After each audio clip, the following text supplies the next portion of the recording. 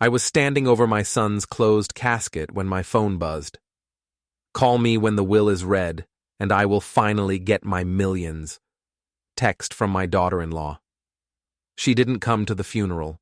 She was on a beach with her new boyfriend. Then, right there between the black suits and cold condolences, a man in a hat and dark glasses slipped me an envelope and whispered, "She'll pay for this." What was inside changed everything, for her and for me. As the story unfolds, take a moment to like, hit the hype button, subscribe, and write in the comments. Would you forgive her or walk away? The funeral home smelled like cheap lilies and carpet cleaner. Andrew's casket sat under track lighting that made the polished wood gleam like it was trying too hard. 47 people showed up. His co-workers from the construction firm, Rebecca's sister, some neighbors, a few college friends who flew in from Ohio. Emily wasn't one of them. My wife stood beside me, rigid as rebar in her black dress. Rebecca doesn't cry. Never has. She processes grief like she processes contracts, methodically, section by section, until she's extracted every relevant clause. Her hand found mine during the eulogy. Her fingers were cold. The pastor talked about Andrew like he knew him. He didn't. He mispronounced his middle name twice. I stopped listening after the first 5 minutes and just stared at the casket, thinking about the last conversation I'd had with my son. 3 weeks ago. A Tuesday. Andrew called me from his car. "Dad, I need to tell you something." "You sound tired." "I am. Listen, if anything happens to me, don't let Emily take everything, please. I've been working with someone. Legal stuff. It's all documented." "Andrew, what the hell are you talking about?" "Just promise me. Don't let her win." He hung up before I could answer. 2 days later, he collapsed at a site inspection. Aneurysm. Gone before the ambulance arrived. 33 years old. And now I was reading a text from his wife about millions while his body was 10 feet away. I felt Rebecca tense beside me. She'd seen it too. She always sees everything. "Gerry," she whispered, "don't react. Not here." But I wasn't going to react. Not the way she thought. I was an elevator tech for 36 years. I spent half my life in machine rooms and shaftways, fixing systems most people never think about. You learn patience in that work. You learn that rushing gets you hurt. You learn to read the mechanical load, find the weak point, and apply pressure exactly where it matters. Emily thought I was just a blue-collar old man who wouldn't fight back. She was wrong about that. The service ended. People filed past the casket. Some touched it, some cried. I shook hands and accepted condolences and said thank you approximately 60 times. My knees ached from standing. Rebecca kept her hand on my elbow, steadying me without making it obvious. That's when the man in the hat appeared. He was maybe 50, wearing a dark gray suit that didn't quite fit right at the shoulders. Sunglasses indoors. He didn't approach the casket. He came straight to me, weaving between mourners like he'd mapped the route in advance. "Mr. Whitmore," he said quietly. No hand extended. No smile. "Yes?" He pulled a manila envelope from inside his jacket. "Your son asked me to give you this, today, after the service." He pressed it into my hands. "She'll pay for this." Then he turned and walked out through the side exit before I could ask his name. Rebecca was already opening the envelope. Inside were 3 things: a sealed letter with Andrew's handwriting on the front, a USB drive, and a business card that read Colton Briggs, private legal investigator. Rebecca read the letter first. I watched her face go from confusion to something colder, something sharper. "Gerry," she said, "we need to leave. Now." We didn't go home. We went to her office. Rebecca's law firm occupied the 3rd floor of a renovated industrial building downtown. She unlocked the glass door, flipped on the lights, and led me to the conference room. She plugged the USB drive into her laptop without a word. I sat down. My knees cracked. I was 58, and felt 70. "Read the letter," Rebecca said, eyes already scanning the screen. I unfolded it. "Dad, if you're reading this, I'm gone. And if I'm gone, Emily's going to try to take everything. I've known for 8 months. She's been seeing someone, spending money we don't have, telling people I'm controlling and cold. She thinks I don't notice, but I notice everything. I hired Colton Briggs 6 months ago. He's been documenting everything, where she goes, who she's with, what she posts online. I also worked with Rebecca to set up a trust. The inheritance isn't in my name anymore. It's in yours. And it has a morality clause. If Emily contests the will or behaves in a way that disrespects our family, she gets nothing. Not a cent. I know this sounds paranoid. Maybe it is. But I need you to do something for me. If she tries to take what's mine, what's ours, don't let her. Use everything Colton gives you. Use the trust. Use the law. Don't let her win. I love you, Dad. Andrew. I read it twice. The second time, my hands didn't shake. Rebecca turned the laptop toward me. He wasn't paranoid. Look. The screen showed a spreadsheet. Dates, locations, screenshots of Emily's social media. A second tab showed financial records, credit card statements, cash advances, bills paid to luxury hotels and boutique gyms. A third tab was labeled Tyler Monroe, photographs, Emily and a man in his late 20s, poolside in Miami, at a restaurant in Charlotte, in a car outside a condo complex, timestamps on every image. This is dated 3 weeks ago, Rebecca said, pointing at a photo of Emily and Tyler on a beach. That's the day of the funeral. I leaned back. The chair creaked. I felt something settle in my chest, not anger, not grief, something colder, something that had been building since I got that text. She sent me a message, I said, at the funeral, about the millions. Rebecca's jaw tightened. Show me. I handed her my phone. She read it once. Then she opened her email and forwarded the screenshot to herself. That's evidence, she said. Morality clause violation. Briggs documented her affair. You have proof she skipped the funeral to be with her boyfriend, and now she's openly talking about the inheritance like it's already hers. Is it? No. Rebecca closed the laptop. Andrew transferred everything into an irrevocable trust 8 months ago. You're the trustee. I'm the co-trustee. Emily is listed as a conditional beneficiary, but only if she meets specific behavioral standards. She just failed every single one. I stood up, walked to the window. The city lights stretched out below us, humming and indifferent. Somewhere out there, Emily was probably posting another selfie, talking about self-care and new beginnings. What do we do? I asked. Rebecca stood beside me. We make sure she never sees $1, and we make sure everyone knows why. I turned to look at her. My wife, 55 years old, sharp as a scalpel. She'd been practicing contract law for 30 years, and I'd seen her dismantle opposing counsel with nothing but a highlighter and a patient smile. Can we do that without breaking the law? Gerry, she said, I've spent my entire career destroying people with paperwork. This won't even be hard. I felt myself smile for the first time in 2 weeks. Then let's start. Emily came back 3 days after the funeral. She didn't knock. She used the key Andrew had given her 2 years ago when they got married. Rebecca and I were in the kitchen when the front door opened.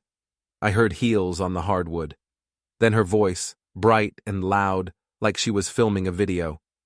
Hello? Gerry? Rebecca? Rebecca set down her coffee. Stay calm. Emily appeared in the doorway. She looked like she'd just stepped out of a salon, hair glossy, nails perfect, wearing white linen pants and a silk blouse that probably cost more than my truck payment. She had her phone in one hand, recording maybe, or ready to. Hey, she said, smiling. I just wanted to stop by and talk about the estate. I didn't stand. You missed the funeral. Her smile didn't falter. I was dealing with a lot. Grief is different for everyone, Gerry. I needed space. You were in Florida. I needed to process. Rebecca leaned against the counter. With Tyler Monroe? Emily's smile cracked. Just for a second. Then it was back, wider than before. I don't know what you're talking about. We have photos, Rebecca said calmly. Timestamps, receipts. You were on a beach in Miami the day we buried Andrew, and you sent Gerry a text about the inheritance while he was standing over the casket. Emily's face went pale, then red, then she laughed, sharp and brittle. You're spying on me? Seriously? We didn't have to, I said. Andrew did. Silence. Emily stared at me. Her phone hand dropped to her side. What? He knew, Rebecca said. He hired an investigator 6 months ago. He documented everything. And he made sure you'd never touch his money. Emily's voice went cold. I'm his wife. I'm entitled to— Nothing, Rebecca interrupted. You're entitled to nothing. Andrew placed all assets into an irrevocable trust with a morality clause. You violated it. Multiple times. You get 0. For a moment, Emily just stood there, breathing hard. Then she stepped forward, and I saw something ugly flicker across her face. You can't do this. I'll sue. I'll go public. I'll tell everyone you're trying to steal from me. Go ahead, Rebecca said. We have everything documented. Your affair, your lies, your absence from the funeral. Every brand you work with will see it. Every sponsor. Every follower. Emily's hands were shaking now. You're bluffing. I stood up. My knees popped, but I didn't wince. I walked over to the counter and picked up a folder. Inside were printouts, screenshots, financial statements, the morality clause highlighted in yellow. I handed it to her. Read it, I said. Then get out of my house. She didn't read it. She threw it on the floor, pages scattering across the tile. You're going to regret this. Then she turned and walked out, slamming the door hard enough to rattle the windows. Rebecca bent down and started picking up the pages. That went better than I expected. Better? She threatened us. That was stupid. Rebecca smiled. Now we have justification for everything that comes next. I called Colton Briggs that night. He answered on the second ring. Mr. Whitmore. We met at the funeral. You gave me the envelope. I know. How can I help? Emily came by today, threatened us, said she'd go public. There was a pause. I heard keys clicking on a keyboard. Good. Let her. I've been monitoring her accounts. She posted twice today about toxic family dynamics and protecting yourself from manipulation. She's setting up a narrative. Can you counter it? Already working on it. I've contacted 3 of her brand sponsors with documentation showing clause violations in their contracts. Most influencer deals have morality requirements. She's been selling a devoted wife image while cheating on your son. That's brand misrepresentation. I sat down on the couch. Rebecca was beside me, listening on speaker. How long until they respond? Rebecca asked. One already did. Zenith Active just suspended her partnership pending review. That's $40,000 a year in sponsorship income. Gone. I felt that cold thing in my chest settle deeper. What else can we do? Depends. How far do you want to take this? All the way, I said. I want her destroyed. Legally, completely. Briggs was quiet for a moment. Then, understood.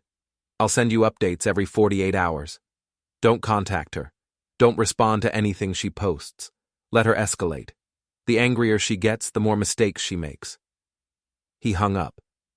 Rebecca looked at me. You're sure about this? She texted me at Andrew's funeral about money, I said.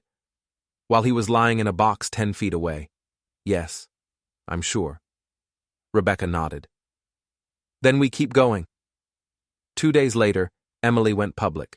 She posted a video on her channel, 5 minutes long, her sitting in a white room with soft lighting, talking directly to the camera.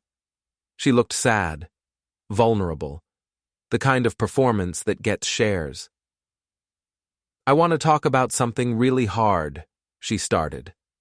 "My husband passed away recently, and instead of supporting me, his family has been attacking me. They're trying to cut me out of his estate. They're accusing me of awful things. They're using private investigators to stalk me."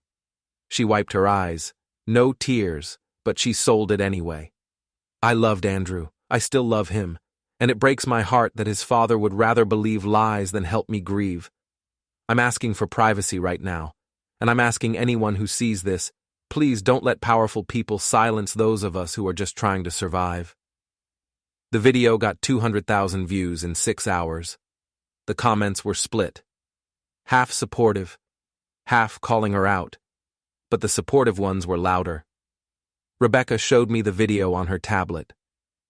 She just violated the morality clause again. How? Public disparagement of the family. It's specifically prohibited in the trust document. She's done. I called Briggs. "I saw it," he said before I could speak. "I'm already sending it to the remaining sponsors, and I'm forwarding it to the estate attorney. This is grounds for immediate disqualification from any residual claims." "What about the brands?" "2 more dropped her this morning. She's down to 1 major sponsor, Lux Glow Cosmetics. They're reviewing now." "How valuable is it?" $60,000 a year, plus product deals. It's her biggest contract. "Can we cancel it?" "I'm working on it." That night, I couldn't sleep. I lay in bed staring at the ceiling, listening to Rebecca's breathing beside me. My mind kept circling back to Andrew's letter. Don't let her win. I thought about the last time I saw my son smile. It was at a barbecue last summer. He'd grilled steaks and burnt half of them, and Emily had complained the entire time about the smoke ruining her outfit. Andrew had laughed it off, but I saw the tightness around his eyes, the way his shoulders stayed tense even when he was joking. He knew. Even then. He knew she didn't love him. And he'd spent his last months building a trap for her. I got out of bed, went downstairs, made coffee, even though it was 2 a.m., sat at the kitchen table with Andrew's letter spread out in front of me. Use everything Colton gives you. Use the trust. Use the law. I heard footsteps. Rebecca appeared in the doorway wearing one of my old shirts. "Can't sleep?" she asked. "No." She sat down across from me, took my hand. "Are you okay?" "I will be," I said. "When this is over." "Gerry, I need to ask you something, and I need you to be honest." I looked up at her. "How far are you willing to go?" "I told you. All the way." "No," she said. "I mean, are you doing this for Andrew? Or are you doing this because you're angry?" I thought about it. Really thought about it. "Both," I said finally. "He asked me to finish this, and I'm angry enough to do it right." Rebecca nodded slowly. "Okay. Just promise me one thing." "What?" "Don't cross the line. Don't do anything that puts you in danger. Don't do anything that makes you like her." I squeezed her hand. "I won't." She stood up, kissed the top of my head, and went back upstairs. I sat there for another hour, drinking cold coffee and reading Andrew's letter over and over. Then I texted Briggs, "Accelerate everything." He responded in 30 seconds. Understood. The parking lot was empty, except for 3 cars and a pair of shopping carts someone had left near the curb. I'd just finished a maintenance call at an office building downtown. Routine stuff, hydraulic fluid check, nothing complicated, and I was walking back to my truck when I noticed the footsteps behind me. 2 men, both in their 30s, one tall, one stocky. They weren't trying to be subtle. I kept walking. My truck was 50 feet away. I had my toolbox in my left hand and my phone in my right pocket. My knees ached from climbing ladders all day, but I didn't slow down. "Gerald Whitmore?" I stopped, turned around. They were 10 feet away now. The tall one had his hands in his jacket pockets. The stocky one was recording with his phone. "Yeah?" I said. "We need to talk to you about Emily Whitmore." "No, you don't." The tall one took a step forward. "She says you're harassing her. threatening her. She wants you to back off.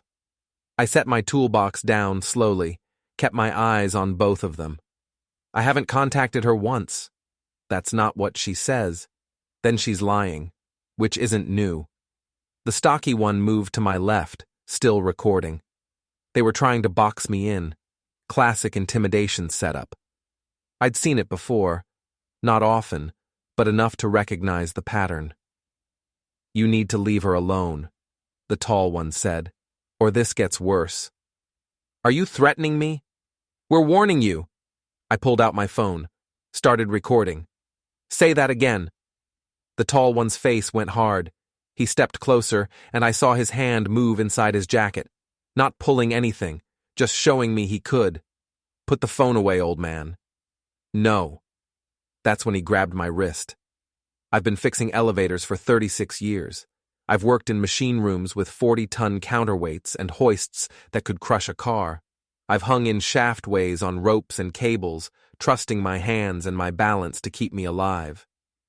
I'm not strong like I used to be, but I know leverage, I know weak points, and I know how to keep my weight centered.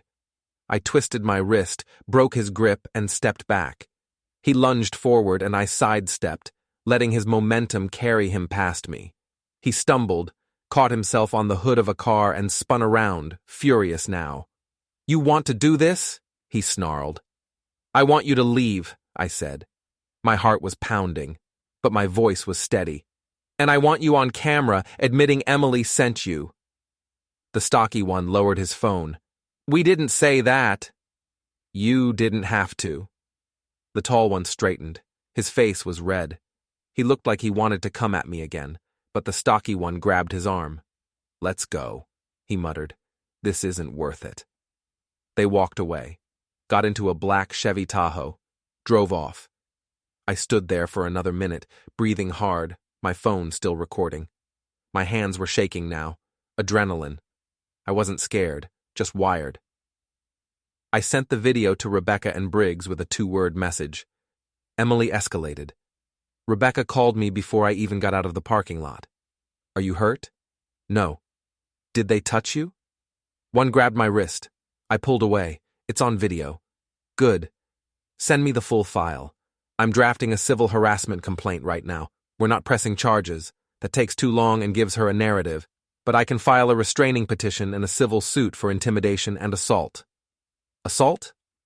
Unwanted physical contact. That's textbook. And we have it on camera. She sent those men, Gerry. She'll deny it, but we can establish a pattern. I pulled into a gas station and parked. My hands were still shaking.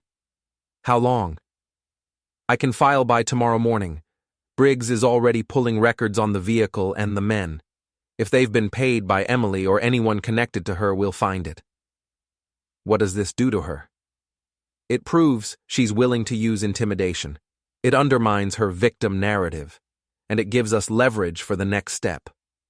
Which is? Exposing the financial fraud. Briggs found something. I'll explain when you get home. Briggs was waiting at our house when I got there. He was sitting on the front porch steps, still wearing the same gray suit, sunglasses on even though it was almost dark. He stood when I pulled into the driveway. Mr. Whitmore. Briggs? He handed me a file folder. This is what I found. Emily's been using Andrew's projected inheritance to secure personal loans. She told lenders she was the primary beneficiary of a $2 million estate. She signed documents claiming she'd inherit within 6 months. She used that projection as collateral. I opened the folder. Loan applications, signatures, financial statements showing Emily's income, and then, listed under expected assets, a note. Estate inheritance, pending probate, approx. 2 matters. This is fraud, Rebecca said from the doorway. Technically, it's misrepresentation, Briggs said. But yes, she claimed ownership of money that was never hers, and she did it multiple times. 3 separate lenders. Total borrowed $140,000. What did she spend it on? I asked. Lifestyle, new car lease, luxury skincare brand launch, private event space rentals for content creation. She's been building a public image funded by loans she can't repay. Rebecca took the folder from me, flipped through it. Her face was unreadable. Who are the lenders? 2 are private individuals, high net worth types who do peer lending. 1 is a boutique financing firm in Charlotte. All 3 have standard repayment terms. She's supposed to pay them back within 12 months, or as soon as the estate is settled. Which won't happen, I said. Correct, because she's not a beneficiary. Rebecca looked up. We need to inform them. Already did, Briggs said. Sent each of them a formal letter with attached documentation showing that Emily is not entitled to any estate funds. 2 have responded. 1 is accelerating the repayment schedule. The other is considering legal action. I felt a grim satisfaction settle in my chest. Good. Rebecca nodded. What about the 3rd lender? Still reviewing, but they'll come around. Briggs adjusted his sunglasses. There's one more thing. Emily is hosting a merchandise launch event next week. Pop-up shop. She's selling skincare products under her brand. It's being promoted as a comeback event. She's rented a co-working space downtown, expecting about 200 attendees. So it's the perfect place to serve her with legal notice. Public, documented, humiliating. Rebecca's eyes narrowed. That's aggressive. She sent 2 men to intimidate your husband in a parking lot, Briggs said flatly. She doesn't get to complain about aggressive. I looked at Rebecca. Can we do it? Legally? Yes. We have grounds for civil action. We can serve her anywhere that's not her private residence. Then let's do it. Briggs nodded. I'll coordinate with the process server. You'll need to be there. As the trustee, you have the right to make a statement. What kind of statement? Whatever you want, Briggs said, as long as it's factual. The merchandise event was scheduled for Saturday at noon. Emily had been promoting it all week on her social media. Teaser videos, countdowns, polls about which products people wanted to see. She'd positioned it as her fresh start, a way to move forward, to reclaim her independence. She had no idea what was coming. Rebecca and I arrived early. The co-working space was a converted warehouse in the Arts District. Exposed brick, high ceilings, industrial lighting. Emily had set up tables along one wall, displaying skincare products in sleek white packaging. A banner hung above the display. Elevate Your Glow, by Emily Grant. She was wearing a cream-colored blazer and high-waisted jeans, her hair pulled back in a ponytail. She looked polished, confident. She was talking to a small group of women near the entrance, laughing and gesturing with her hands.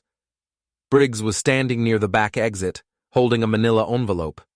Rebecca touched my arm. Remember, stay calm. Let her react. Don't engage emotionally. I know. The doors opened at noon. People started filtering in, mostly women in their 20s and 30s, phones out, ready to document everything. Emily greeted them like they were old friends, hugging some, posing for selfies, directing them toward the product tables. At 12:30, Briggs moved. He walked straight through the crowd, directly to Emily. She saw him coming, and her smile faltered. He stopped 3 feet away, pulled the envelope from his jacket, and held it out. Emily Grant Whitmore, you've been served. The room went quiet. Emily stared at the envelope. What? Civil complaint for harassment, fraud, and breach of trust terms. You're required to appear in court in 30 days. She didn't take the envelope. Briggs set it on the table in front of her. Then he turned and walked out. The room erupted. People talking, phones recording. Emily standing there frozen with her mouth open. Then she looked up and saw me. I was standing near the entrance, arms crossed. I didn't say anything. I just looked at her. Her face went white, then red. Then she grabbed the envelope and tore it open, hands shaking. She scanned the first page, then the second. Her breath was coming faster now. This is a lie, she said, loud enough for everyone to hear. This is harassment. It's public record, Rebecca said, stepping forward. And it's all true. Emily spun toward her. You can't do this. You're trying to destroy me. No, I said, my voice cutting through the noise. You did that yourself. The crowd was watching now, phones aimed, recording everything. Emily looked around, realizing she was being documented. She forced a smile, but it was shaky. Everyone, I'm so sorry. There's been a misunderstanding. Can we take a break? I'll be right back. She grabbed her purse and walked toward the restroom, head down. I saw her hands trembling. Rebecca leaned close. Lux Glow Cosmetics just sent an email. They terminated her contract this morning. She doesn't know yet. How do you know? Briggs copied me on the confirmation. They cited reputational risk and breach of morals clause. I felt that cold satisfaction again. She's done. Not quite, but close. The event fell apart after that. People lingered for maybe 20 minutes, taking photos of the products and whispering, but the energy was gone. Emily came back from the restroom with her face fixed, makeup reapplied, smile plastered on. But it was too late. Half the crowd had already left. By 1:00, the space was nearly empty. Emily sat at one of the tables, staring at her phone. Her hands were still shaking. She looked smaller now. Brittle. Rebecca and I walked over. She didn't look up. Are you happy now? No, I said. But I'm getting there. I didn't do anything wrong. You skipped Andrew's funeral to be with your boyfriend. You sent men to threaten me. You defrauded lenders. You lied to sponsors. Should I keep going? She looked up finally, and I saw tears in her eyes, real ones this time. He left me nothing. I have nothing. You have exactly what you earned, Rebecca said coldly. Which is nothing. Emily's voice broke. I loved him. No, I said. You loved his money, and you couldn't even wait for him to be buried before you started counting it. She stood abruptly, chair scraping against the floor. You're going to regret this. Both of you. Then she grabbed her purse and walked out, leaving the tables, the products, the banner, all of it behind. Rebecca watched her go. She's going to escalate again. Let her, I said. That night, Emily posted another video. This one was different, darker. She was sitting in her apartment, no makeup, hair messy, looking directly into the camera. I want to talk about abuse, she started. Financial abuse, emotional abuse, the kind that doesn't leave bruises but destroys you from the inside. She went on for 10 minutes, talked about how Andrew's family had turned against her, how they were using the legal system to harass her, how they were trying to silence her because she was asking for what was rightfully hers. She cried, she looked broken. The video got 500,000 views overnight. But this time, the comments were different. People were digging, asking questions. Someone found the photos of her in Miami during the funeral. Someone else found her loan documents. Public records now, thanks to Briggs. A third person posted screenshots of her old Instagram stories, showing luxury vacations and designer bags, all dated during her marriage. The narrative was shifting. Rebecca showed me the comments the next morning over coffee. People are starting to see through it. Good. Briggs called. He has something new. He's coming over this afternoon. What is it? He didn't say, but he sounded pleased. Briggs arrived at 3A.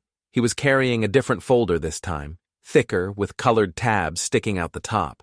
He sat down at the kitchen table and opened it. Tyler Monroe is ready to cooperate. I blinked.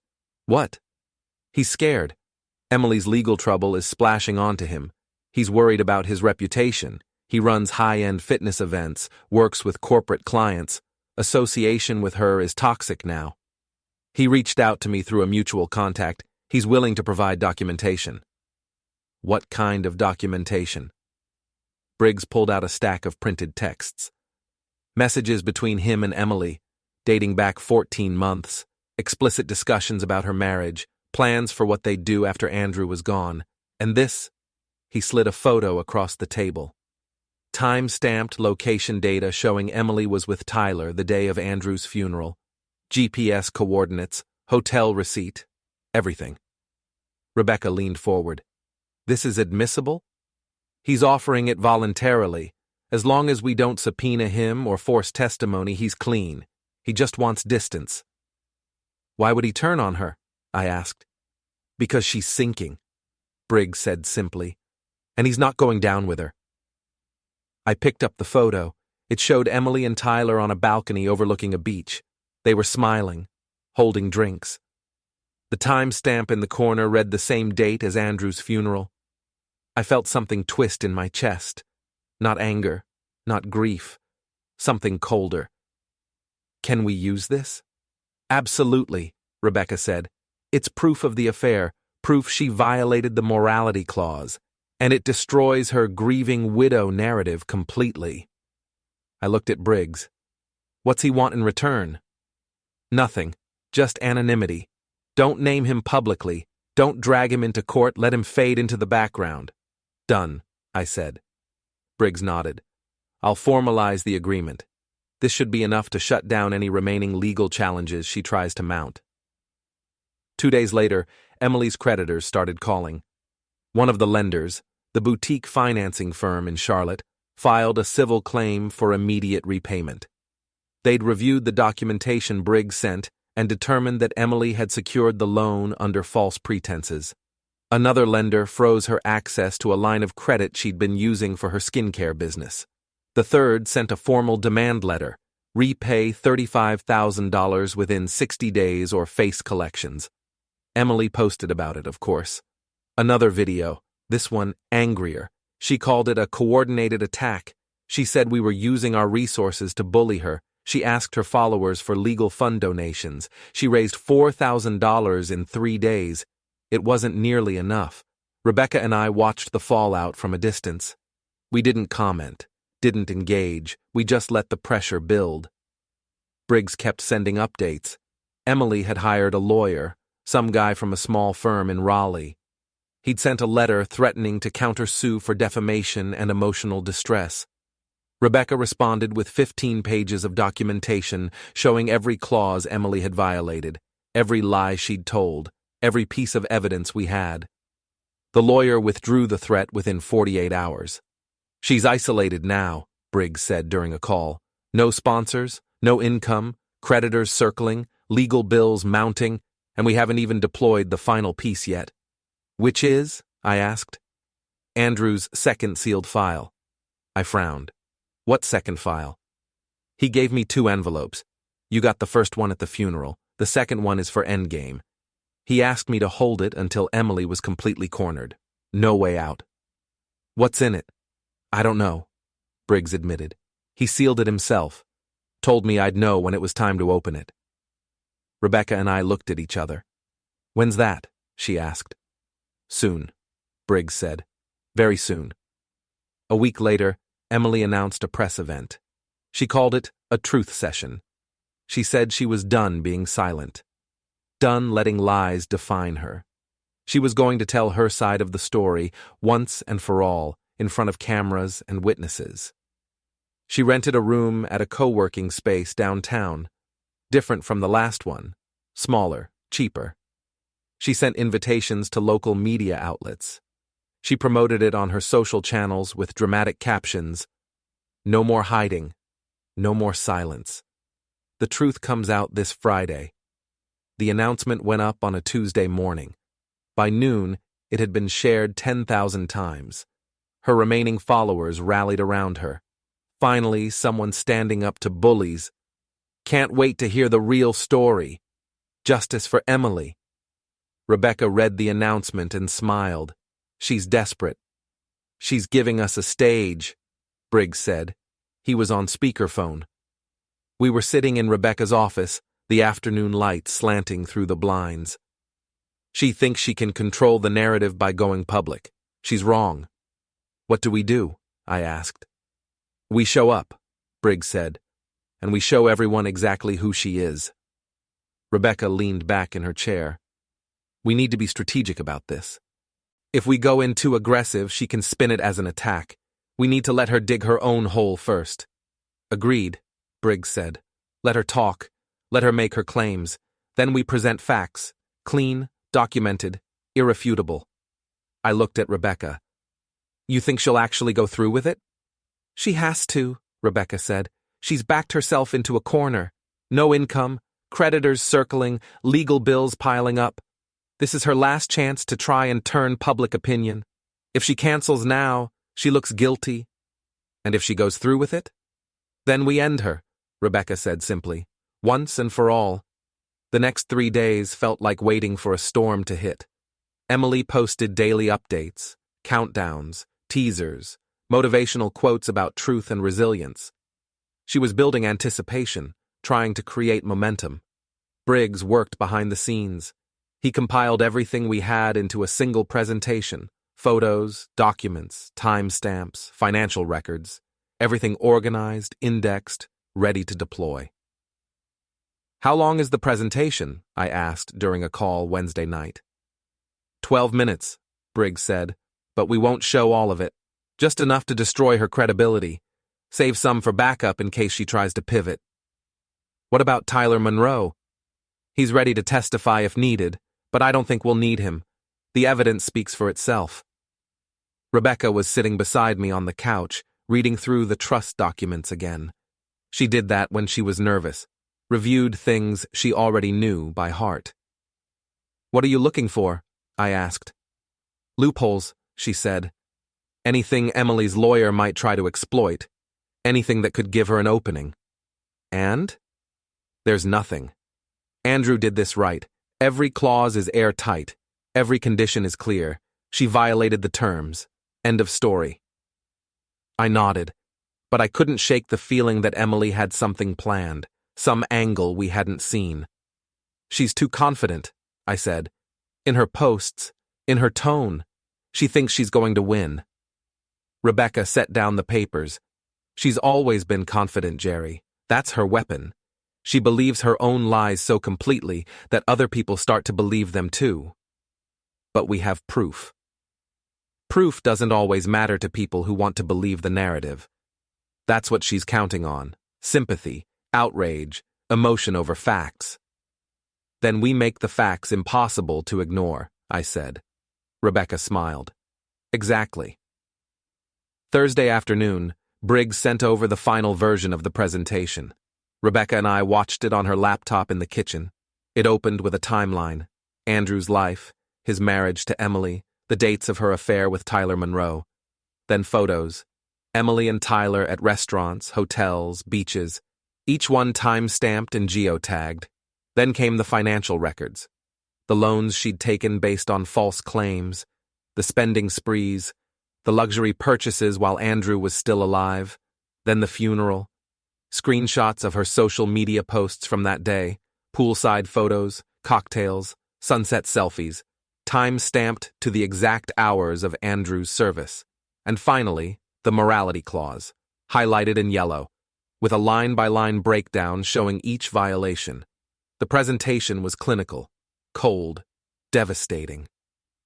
She can't recover from this, Rebecca said. Good, I said. That night, I barely slept. I kept running through scenarios in my head, what Emily might say, how she might spin things, what I would say in response. Rebecca found me in the kitchen at 3 a.m., sitting at the table with cold coffee. You're overthinking it, she said, sitting down across from me. I want to be ready. You are ready. We have everything. She has nothing. What if she brings something we don't know about? Some document, some witness. Then we deal with it, Rebecca said calmly. But Gerry, we've been through every file, every record, every transaction. There's nothing left for her to hide behind. I looked at my wife, 55 years old, still sharp as the day I met her, still steady when I needed her to be. I just want this to be over, I said. It will be, she said. Tomorrow, one way or another. Friday came. Rebecca and I arrived at the co-working space at 10:45 a.m. The event was scheduled for 11 Psi. There were maybe 30 people inside, A few local reporters, some of Emily's remaining online supporters, a handful of curious onlookers, cameras set up on tripods, phones ready to record. The room was long and narrow, with exposed brick on one side and floor-to-ceiling windows on the other. Folding chairs arranged in rows facing a small podium at the front. A screen behind the podium, currently blank. Emily was standing near the front of the room, talking to a reporter. She was wearing a navy blue dress, understated jewelry, her hair pulled into a neat bun. She looked professional, composed, like someone who had nothing to hide. When she saw me walk in, her smile faltered, just for a second. Then it was back, brighter than before. Briggs was standing near the back door, arms crossed, watching everything. He was wearing his usual gray suit, sunglasses pushed up on his head. He gave me a slight nod.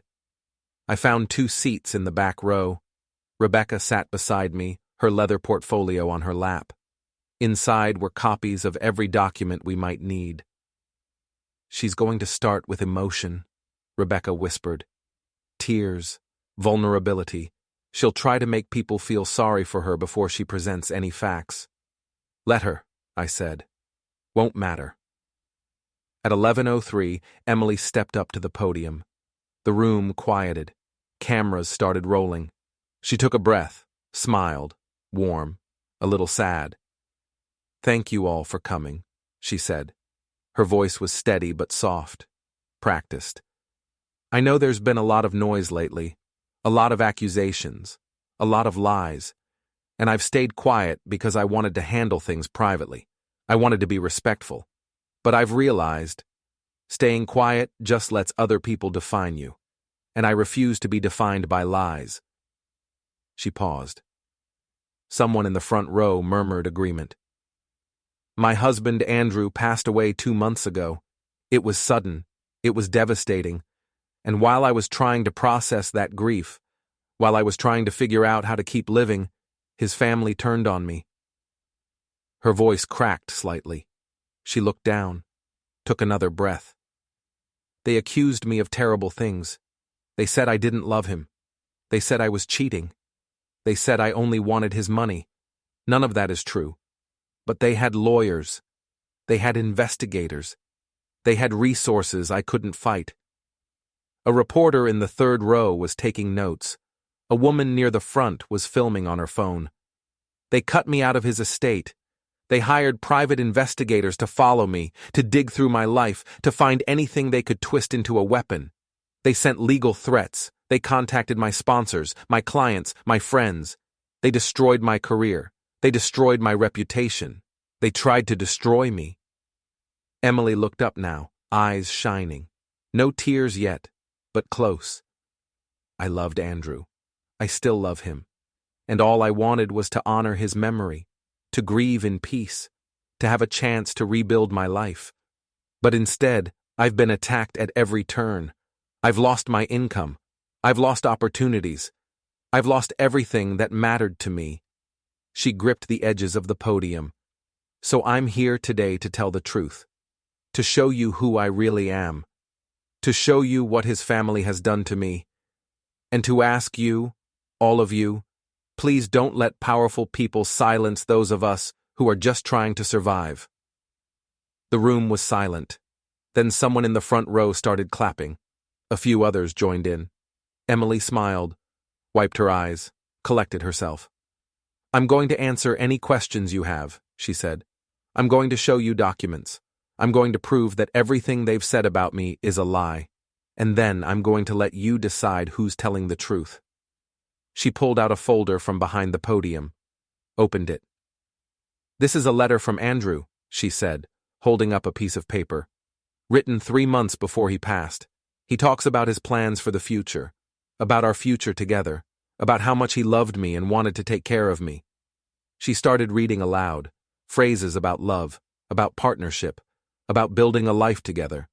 Rebecca leaned close to me. "That's not Andrew's handwriting." I looked at her.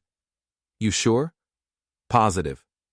I've seen his writing 1,000 times. That's a forgery." "Can we prove it?" "If we get access to it, yes, but she's not going to hand it over willingly. Emily finished reading and set the letter down. His father, Gerry Whitmore, he's here right now. He's been following me, watching me, trying to intimidate me into backing down. She pointed directly at me. Every head in the room turned. I felt the weight of 30 pairs of eyes, cameras swiveling, phones lifting. Emily's voice got sharper. He's going to tell you I'm lying.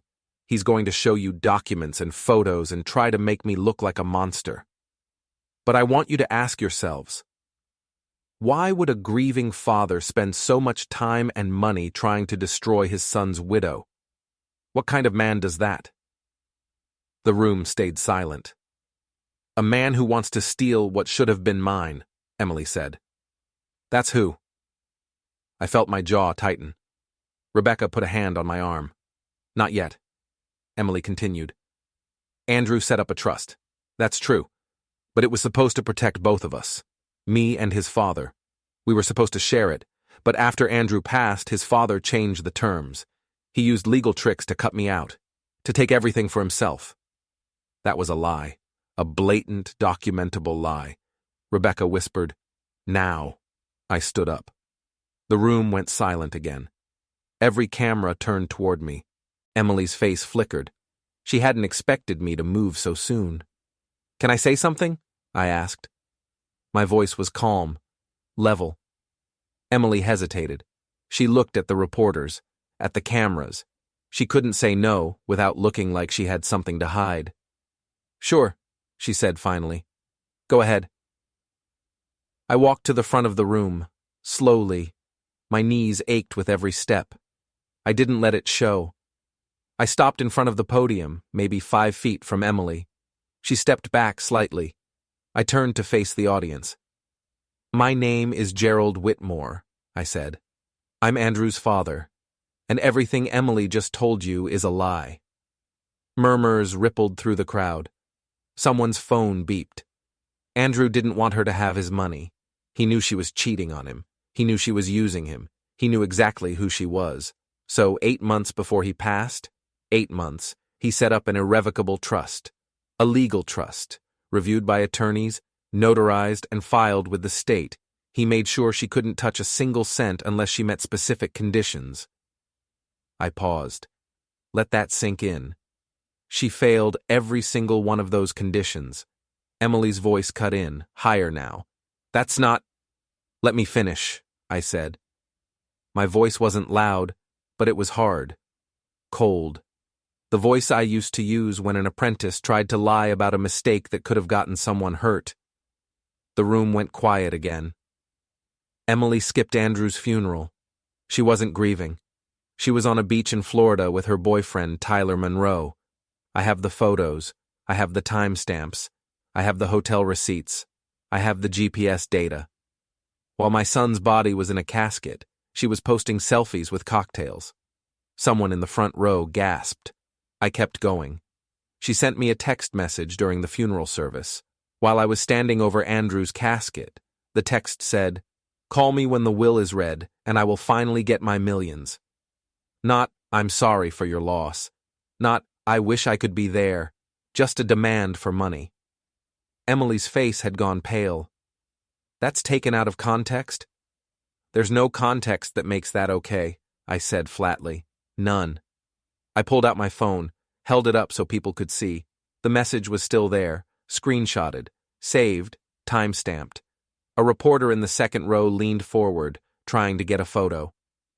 "Emily defrauded 3 separate lenders," I continued. "She told them she was the primary beneficiary of a $2 million estate. She used that claim as collateral to borrow $140,000, money she spent on cars, clothes, products, parties. She lied to those lenders, and when they found out the truth, she tried to disappear."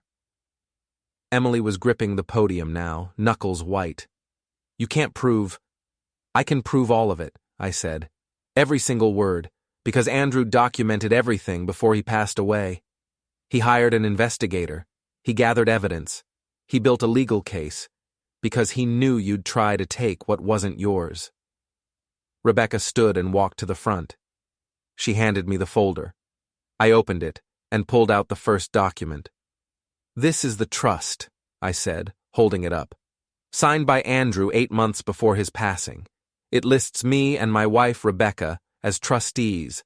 It names Emily as a conditional beneficiary, conditional on her behavior meeting specific moral and ethical standards outlined in Section 4, Paragraph 2. I flipped to that page. Read aloud. "The beneficiary must demonstrate respect for the deceased, the family, and the estate. The beneficiary must not engage in behavior that dishonors the memory of the deceased or brings harm to the family name. The beneficiary must not misrepresent their relationship to the estate or use the estate as leverage for personal gain." I looked up at Emily. "You violated every single one of those conditions." I set the trust document on the podium and pulled out the next page, a printed photo. "This is Emily and Tyler Monroe, Miami Beach, the day of Andrew's funeral. Timestamp, 2:47 p.m. That's exactly when the service was happening." I set it down and pulled out another photo. "This is Emily and Tyler at a hotel bar, 3 weeks before Andrew passed. They're holding hands." Another photo. "This is Tyler's car parked outside Emily's apartment, time-stamped 6 different nights over a 4-month period." I kept pulling photos, kept setting them down, each one another nail. The room was completely silent now. No one was moving. Every camera was focused on the growing pile of evidence on the podium. Emily tried to speak. "Those could be doctored." "They're not," Rebecca said crisply. "We have the original digital files, metadata intact, geolocation data verified. We can provide them to any forensic analyst." I pulled out the financial records next. "These are Emily's loan applications. She claimed she was entitled to $2 million from Andrew's estate. She used that claim to secure loans totaling $140,000. That's fraud, misrepresentation, in writing, signed by her." I set down the loan documents. Then the bank statements showing her spending. $8,000 on a car lease, $12,000 on skincare inventory for a business that doesn't exist, $3,500 at luxury hotels, $6,000 on event space rentals, all spent while Andrew was alive, all funded by loans she can't repay. Emily was shaking now, her face red, tears starting to form, real ones this time, not performed. "This is harassment," she said, voice breaking. "You're twisting everything." "I'm stating facts," I said, "and I'm not done." Briggs walked to the front. He was carrying the second sealed envelope, the one Andrew had left with specific instructions. He opened it slowly, pulled out the letter inside. "This is from Andrew," Briggs said, his voice flat and professional. "Written 6 months before his passing. He gave it to me with specific instructions. I was told to open it only if Emily tried to go public with lies." He looked at Emily. "Congratulations.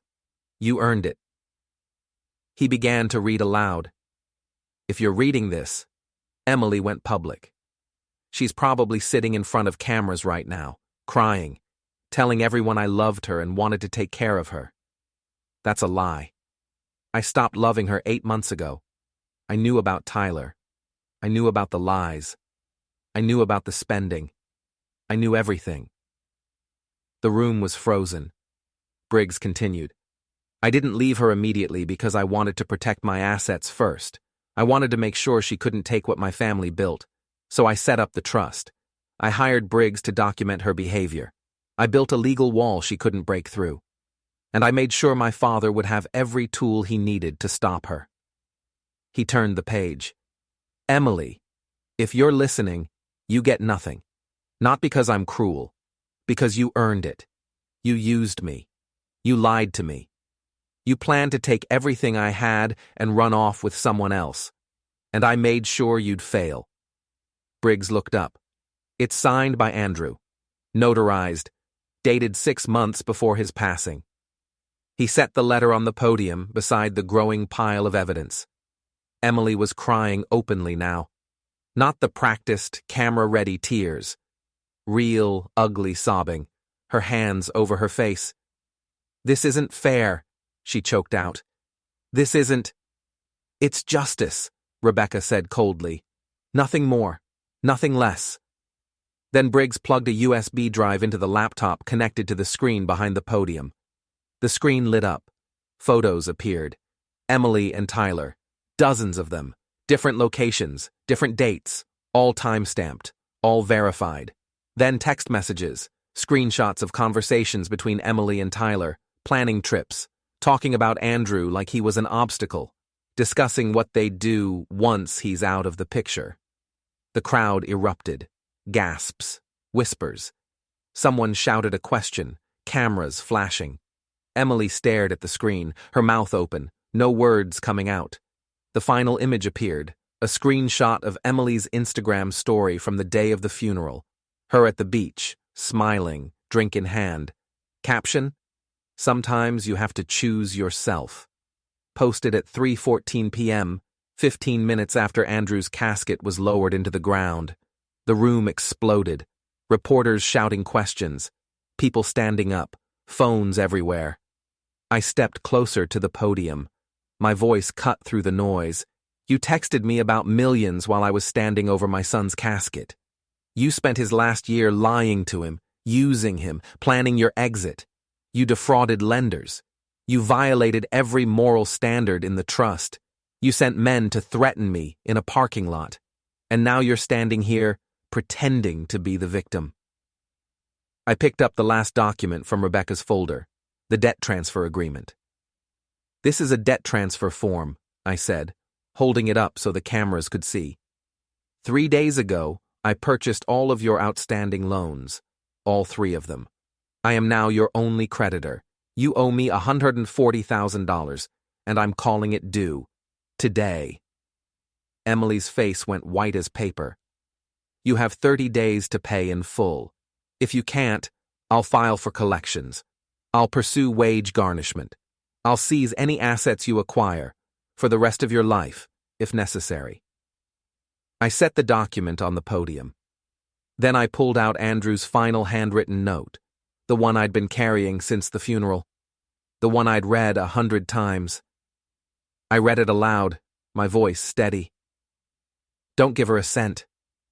I looked at Emily one last time. She was shaking, tears streaming down her face, her perfect image shattered completely. "Consider it done," I said. Then I turned and walked toward the exit. Rebecca and Briggs followed. Behind us, the room erupted completely. Reporters mobbing the podium, Emily's supporters shouting, cameras everywhere.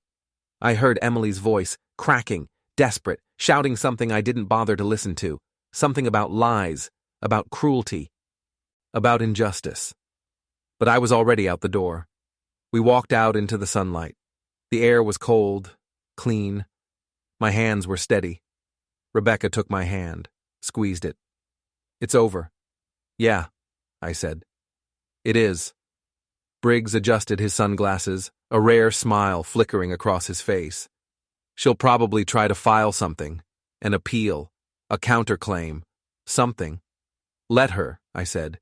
"She's got nothing left." "What will you do with the debt?" I thought about it for a moment, felt the weight of the last 2 months settle into something solid. "I'll wait, let it sit.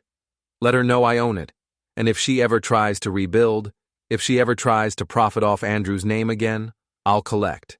Every cent, with interest." Briggs nodded slowly. "That's cold." "It's justice," I said. "Andrew asked me to finish what he started, and I just did." We stood there for a moment in the parking lot, the sun warming my face. For the first time since the funeral, I felt something like peace. "Let's go home," Rebecca said softly, and we did. The fallout was immediate. By evening, Emily's story was everywhere. Local news picked it up first. Influencer accused of estate fraud. But by midnight it had spread to regional outlets. Someone had recorded the entire press event and posted it online. The video went viral. Not the way Emily wanted. The comments were brutal. People dissecting every word, every expression, every claim she'd made. Screenshots of her at the beach during Andrew's funeral circulated alongside clips of her crying about being a victim. Her remaining social media following dropped by 40% in 12 hours. Rebecca and I watched it unfold from the couch, her laptop open between us. She was tracking mentions, screenshot by screenshot. LuxGlow issued a statement, she said. They're distancing themselves completely. Said they terminated her contract weeks ago due to breach of ethics standards. What about the creditors? 2 have filed formal collection proceedings. The 3rd is negotiating with our attorney. They know you hold the primary debt now. She looked at me. You really going to keep it? For now. What if she declares bankruptcy? Then she declares bankruptcy, I said. Either way, she doesn't get to walk away clean. My phone rang. Briggs. Turn on Channel 7, he said. Rebecca grabbed the remote, switched to the local news station. Emily's face filled the screen, a photo from her influencer days, glossy and smiling. The anchor was reading from a teleprompter. Emily Grant Whitmore, a Charlotte-based social media personality, is facing multiple civil claims following allegations that she defrauded lenders and violated the terms of her late husband's estate. According to documents obtained by our station, Whitmore allegedly misrepresented herself as the beneficiary of a substantial inheritance, while her husband's father retained legal control of all assets. The segment showed clips from the press event. Me standing at the podium, the documents on the screen, Emily's face going white.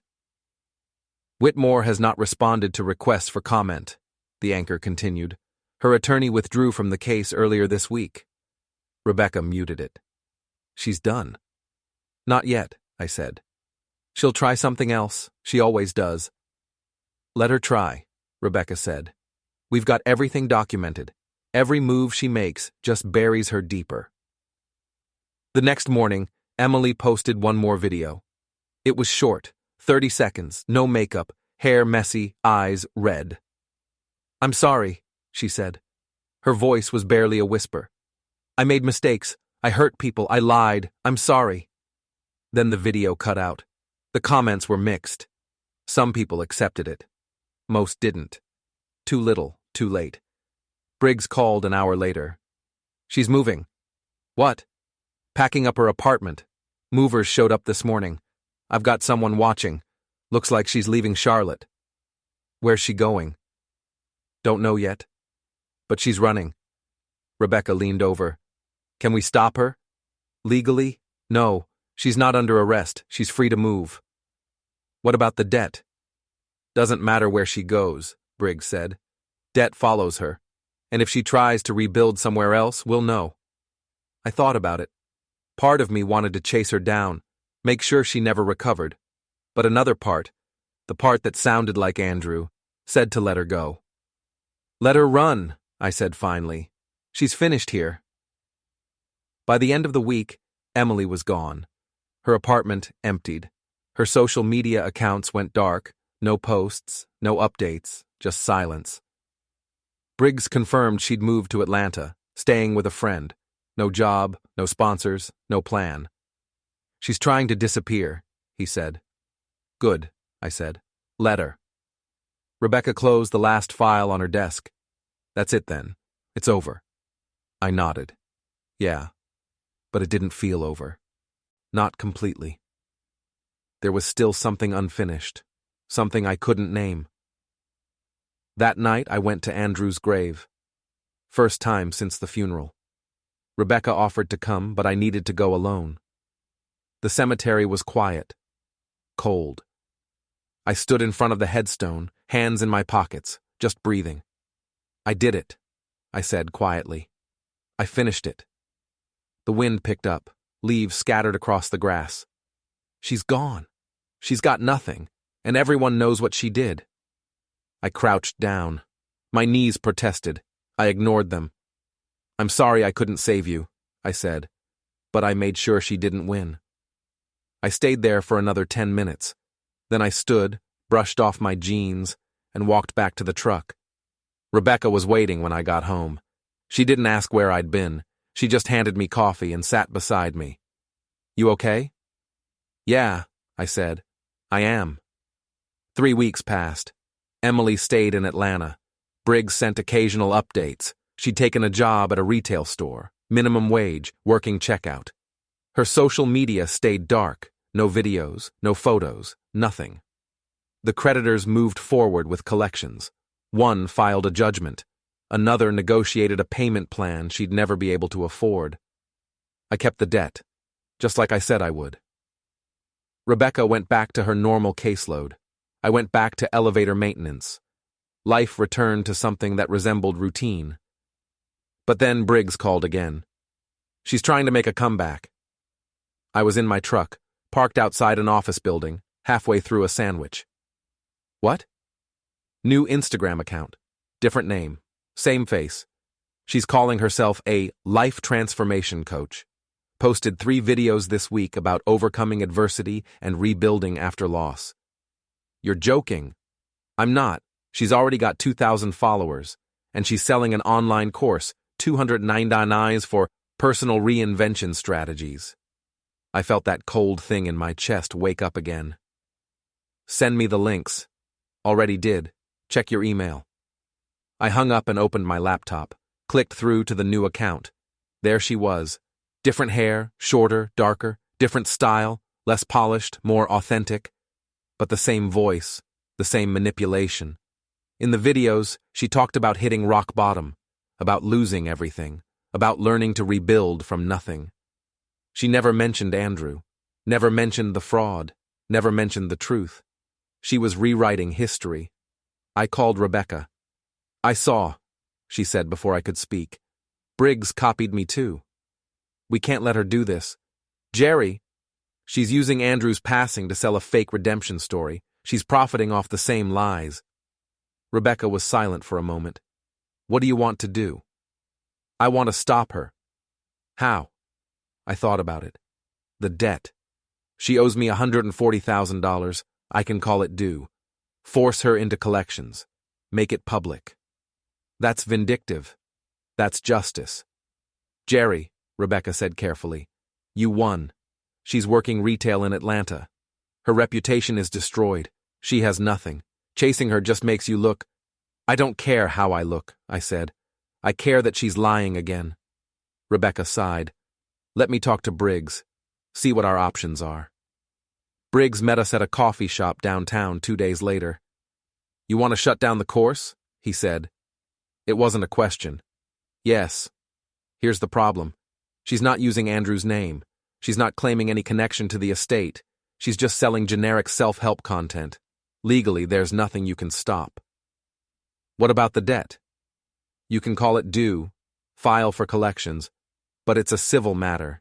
Takes months, and it doesn't shut down her business. Rebecca leaned forward. What if we inform her followers, publish the court documents, show them who she really is? That's defamation risk, Briggs said.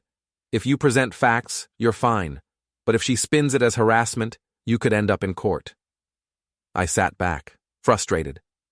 So she just gets away with it? No, Briggs said. She doesn't get away with it. She's broke. She's working a minimum wage job. Her real name is attached to fraud allegations that show up in the first page of Google results. She's not getting away with anything. She's surviving. Barely. And if this course takes off? It won't, Briggs said. 2,000 followers isn't enough to sustain a business. And the moment anyone Googles her real name, they'll find everything. She's building on sand. I wanted to argue, but he was right. Rebecca touched my hand. Let it go, Gerry. I looked at her. She's using his memory. She's trying to move on. Badly, desperately. But she's not winning. I closed my eyes. Took a breath. Fine, I said. But if she mentions Andrew, if she uses his name, we go after her. Deal, Briggs said. A month later, Emily's course flopped. She sold 12 spots. Total revenue, $3,588. After platform fees and taxes, she walked away with maybe $2,000. The Instagram account stagnated. No new followers, Engagement dropped. She stopped posting after 6 weeks. Briggs sent me the final report. She's done. For real this time. I read through it, felt nothing. Good, I said. Rebecca looked over my shoulder. How do you feel? Tired? Gerry? I'm fine, I said. I want to stop thinking about her. Then stop, Rebecca said. It's over. You did what Andrew asked. You protected his legacy. Now let yourself rest. I nodded. But rest didn't come easy. Spring arrived. I turned 59. Rebecca planned a small dinner. Just the two of us, her sister, a couple of friends. No big celebration. I didn't want one. We went to Andrew's grave that morning, brought flowers, stood there quietly while Rebecca said a prayer. I think he'd be proud, she said. I hope so. We drove home, had lunch, sat on the porch drinking coffee. My phone buzzed, a news alert. Influencer Emily Grant Whitmore arrested in Atlanta on fraud charges. I stared at the screen. Rebecca leaned over, read it. What? I clicked the article. Emily Grant Whitmore, 31, was arrested yesterday following an investigation into fraudulent business practices. According to Atlanta police, Whitmore allegedly accepted payment for services she never provided, including personalized coaching sessions and business consultations. Victims reported losses totaling over $15,000. Whitmore is currently being held pending bail hearing. I read it twice. She did it again, Rebecca said quietly. Yeah. Different scam, same pattern. I set the phone down. Good. Good? She couldn't help herself, I said. She thought she could rebuild by lying, and now she's facing actual criminal charges, not civil, criminal. Rebecca nodded slowly. You didn't have to do anything. No, I said. She did it to herself. Emily was convicted 3 months later. Wire fraud, theft by deception. She pleaded guilty to avoid trial, sentenced to 18 months, eligible for parole after 12. Briggs sent me the court transcript. I read it once, then filed it away. That's the end, Rebecca said. Yeah, I said. It is. And this time I believed it. A year passed. I retired from elevator maintenance, took my pension, and stayed home. Rebecca kept working part-time, handling small estate cases for longtime clients. We sold Andrew's old construction equipment, donated his tools to a trade school, kept his letters. Emily served her sentence, got out after 13 months. Moved somewhere out west, Nevada maybe. Briggs stopped tracking her after that. I stopped thinking about her, mostly. Sometimes I'd see someone who looked like her, same height, same walk, and I'd feel that cold thing stir. But then I'd blink, and it would be gone. Rebecca and I traveled, nothing fancy, long weekends in the mountains, a week at the coast, quiet dinners, early mornings. I visited Andrew's grave every month, brought flowers, told him about the trips, about Rebecca, about nothing important. Life moved forward, slowly, steadily. And then one afternoon my phone rang. Unknown number. I almost didn't answer, but something made me pick up. Mr. Whitmore? Yeah? This is Sarah Kinsley. I'm a journalist with the Charlotte Observer. I'm working on a story about estate fraud, and I wanted to ask you a few questions about Emily Grant Whitmore. I sighed. That was 2 years ago. I know, but there's been a development. She's back in Charlotte, and she's filed a lawsuit. I sat up. What?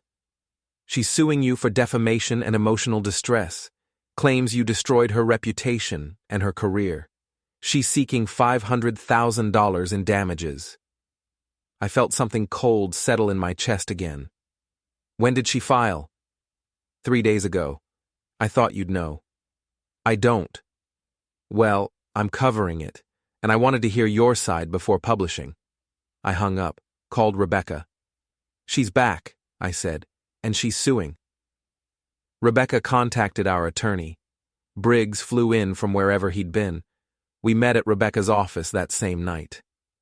She's got no case, the attorney said. His name was Holland, mid-40s, sharp suit, Sharper mind. Everything you presented was factual and documented. Truth is an absolute defense to defamation. So, why file? I asked.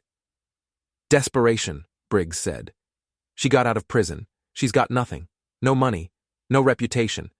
She thinks if she sues you, maybe you'll settle just to make her go away. I'm not settling. Good, Holland said. Because we're going to destroy this case in summary judgment. I'll file a motion to dismiss within the week. We'll attach every document, every photo, every piece of evidence from the original case. The judge will toss it before it even gets to trial. Rebecca looked at me. You okay? I'm tired of this, I said. I know. I'm tired of her thinking she can just keep coming back. Then we end it, Briggs said. Permanently. We file a countersuit for frivolous litigation. We go after her for legal fees. We make sure she knows that if she ever tries this again, we'll bury her. I looked at Holland. Can we do that? Absolutely. Then do it. The motion to dismiss was filed 5 days later. Holland attached 200 pages of evidence. Every document, every photo, every time-stamped record. Emily's attorney, some guy from a budget legal clinic, withdrew 2 weeks later. Emily tried to represent herself, filed a rambling response full of emotional appeals and zero legal substance. The judge scheduled a hearing for 4 weeks out. We showed up. Emily didn't. The judge read through the case file, looked at Holland, looked at the empty defendant's table. Motion to dismiss granted, he said. Case closed. Mr. Whitmore, you're entitled to file for fees. We will, Your Honor, Holland said. The gavel came down. We walked out of the courthouse into bright sunlight. Rebecca took my hand. It's really over now, she said. Yeah. How do you feel? I thought about it. Good, I said. I feel good. We drove home, sat on the porch, drank coffee. My phone buzzed. A news alert. Judge dismisses Emily Whitmore's defamation case, calls claims frivolous and without merit. I showed Rebecca. She smiled. That's going to follow her forever, she said. Good.